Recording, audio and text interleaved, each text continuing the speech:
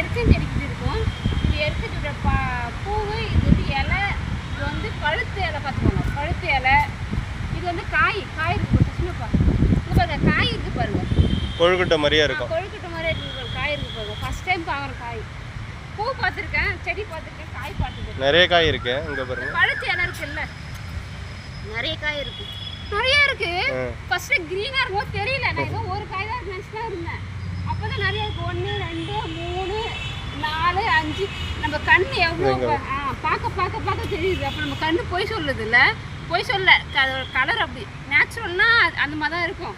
இந்த பழுத்து இலையோட பயன் என்னன்னா, இது வந்து நல்லா இது அடுப்பில் வந்து இது பண்ணிக்கணும், வாட்டிக்கினா அது கொஞ்சம் சுருங்கிடும்.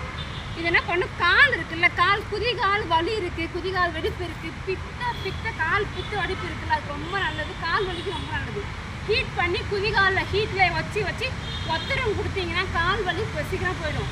1 டைமில் போகாது. நீங்கள் ட்ரை பண்ணி எனக்கு ஒரு 4-5 டைம்ஸ் ட்ரை பண்ணி நிஜமாக நல்ல ரிசல்ட் கிடைக்கும். அதுக்காக தான் நான் இப்போ வந்து கரெக்ட் பண்ணுறேன். தேங்க்யூ சொன்னது சாரி.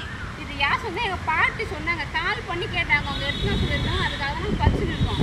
ஏன் இப்போ எங்கள் பாட்டி மெஷின் போட்டால் பாட்டி காலத்தில் சொன்னது எல்லாம் உண்மையாக தான் இருக்கும், பொய்யா இருக்காது. எந்த பாட்டினா எங்கள் வீட்டுக்காரோட பாட்டி. அவங்க